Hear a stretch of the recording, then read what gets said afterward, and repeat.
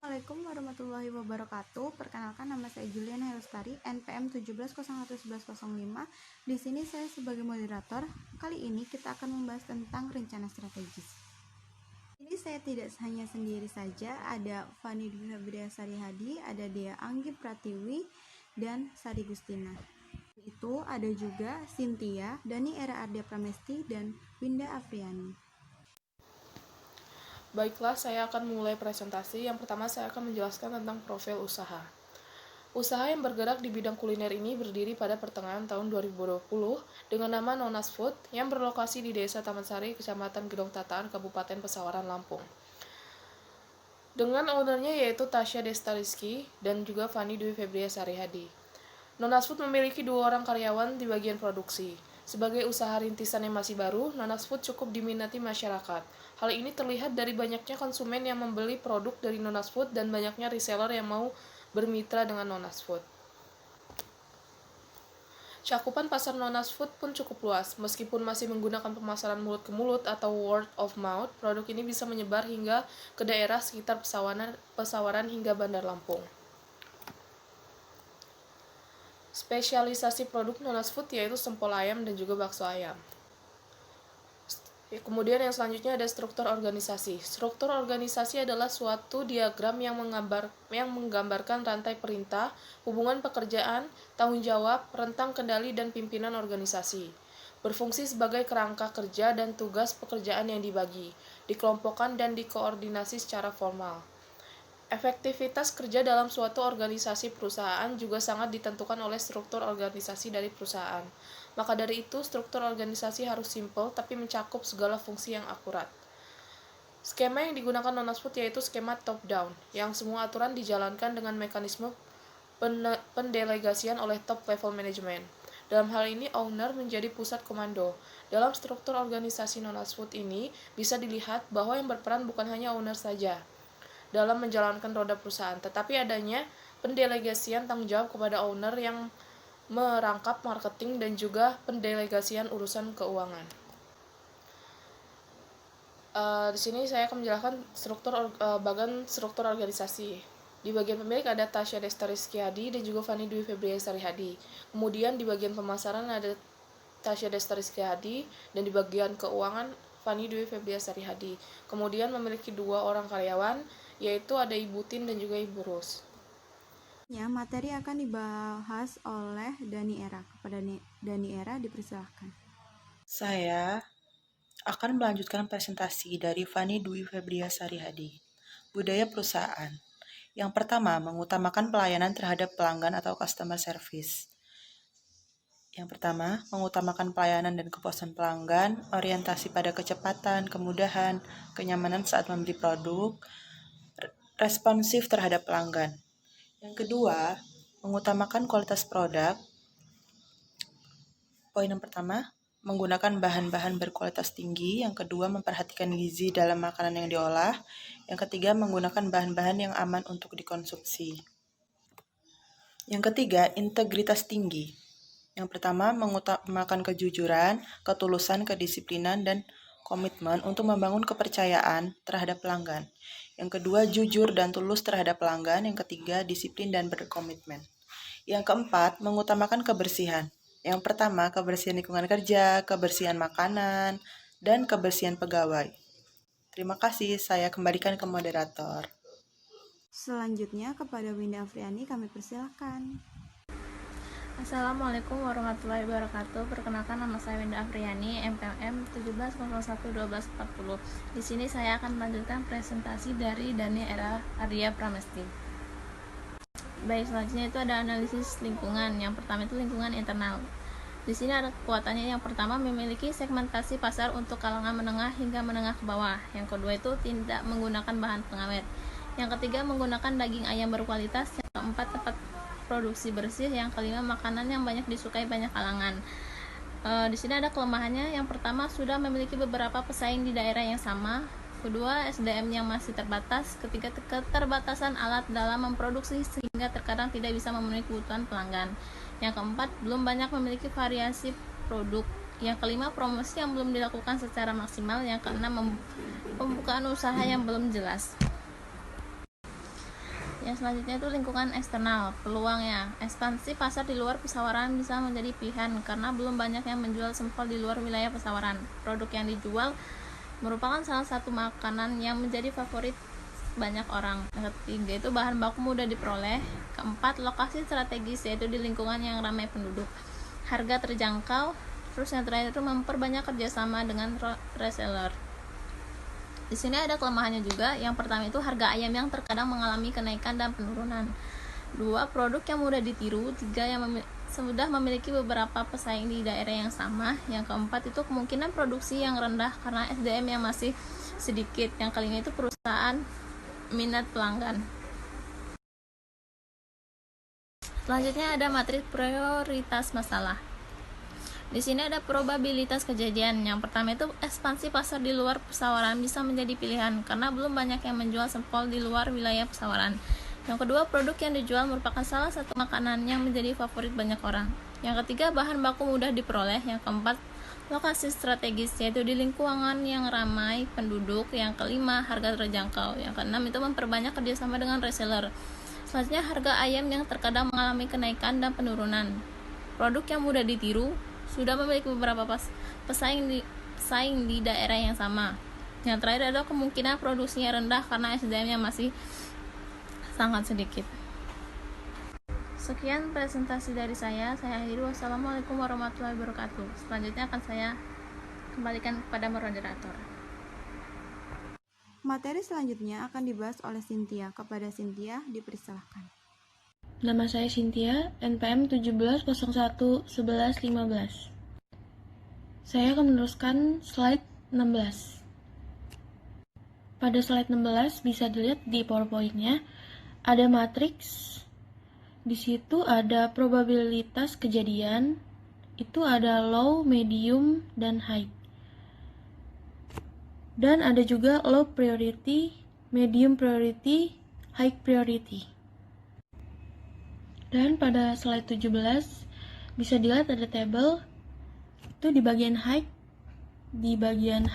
paling atas itu 12. Yang dimaksud ialah ekspansi pasar di luar pesawaran bisa menjadi pilihan karena banyak yang menjual sempol di luar wilayah pesawaran.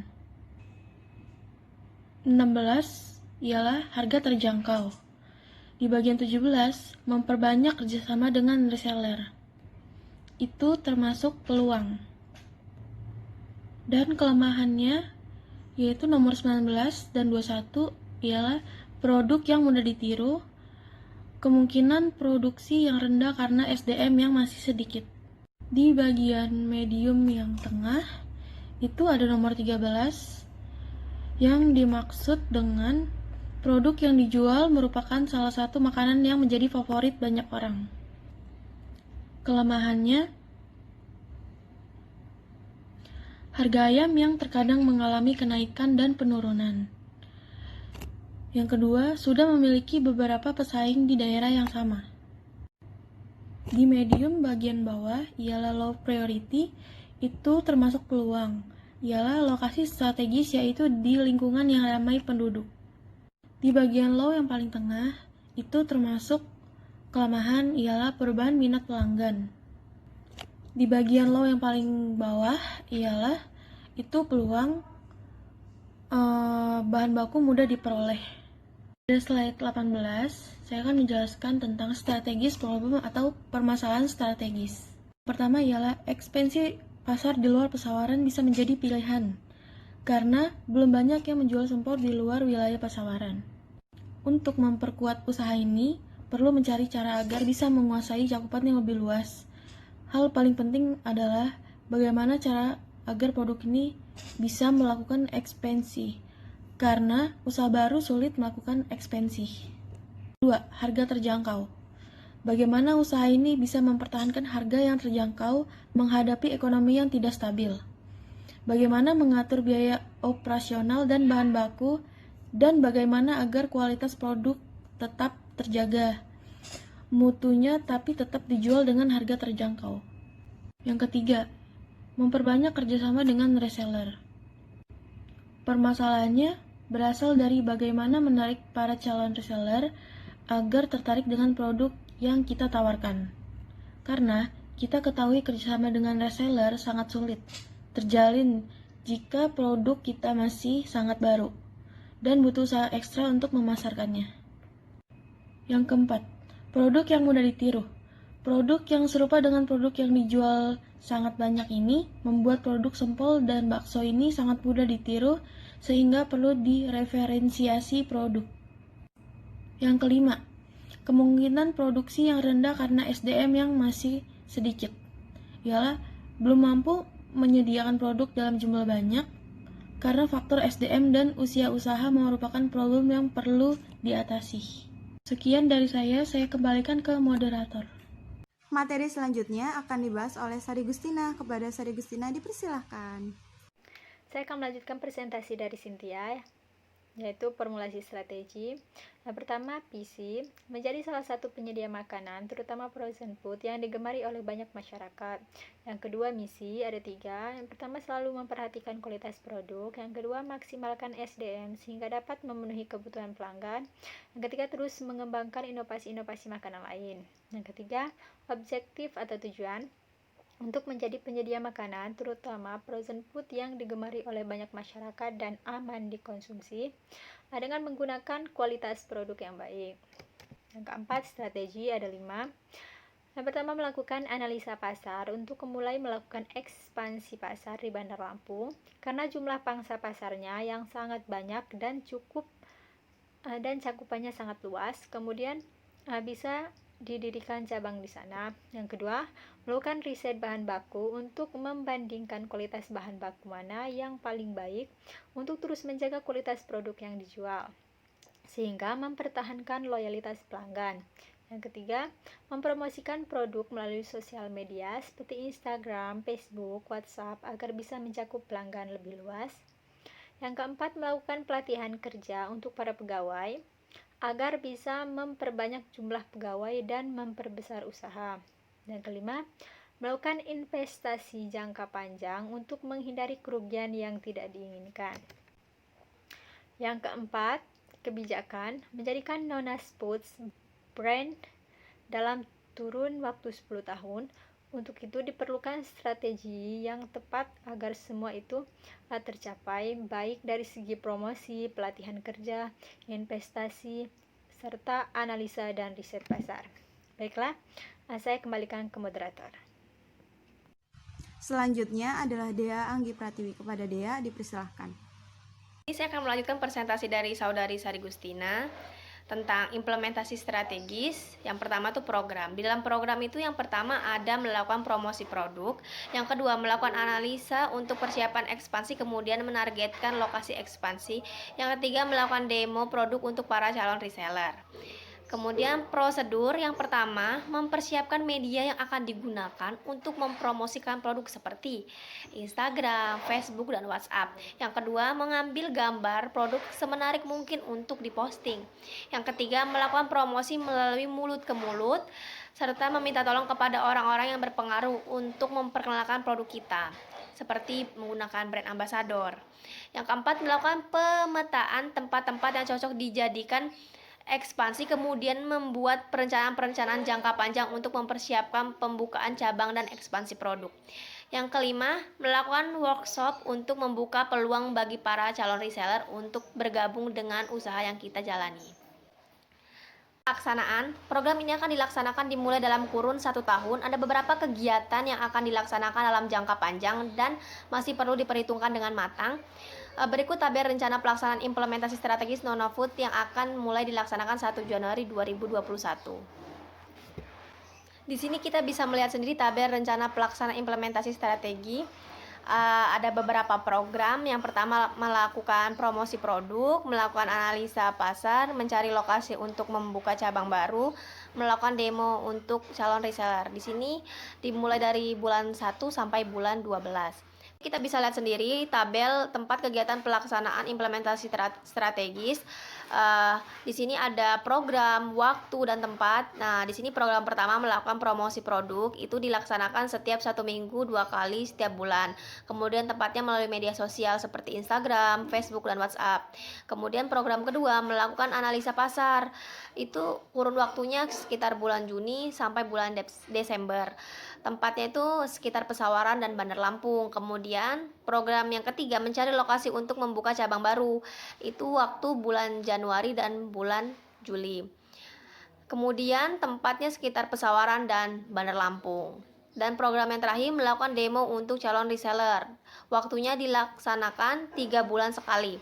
Tempatnya di rumah produksi sempol dan bakso ayam. Ya, saya kembalikan ke moderator.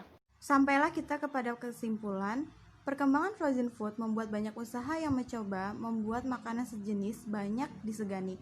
Cakupan pasaran Nona Food sangatlah luas. Meskipun pemasarannya masih menggunakan metode mulut ke mulut, tapi pemasaran frozen food Nona's Food ini sudah mencakup Pesawaran dan sekitarnya hingga ke Bandar Lampung. Demikian presentasi yang dapat kami sampaikan. Apabila ada salah kata atau ucapan, kami mohon maaf. Kami akhiri. Wassalamualaikum warahmatullahi wabarakatuh.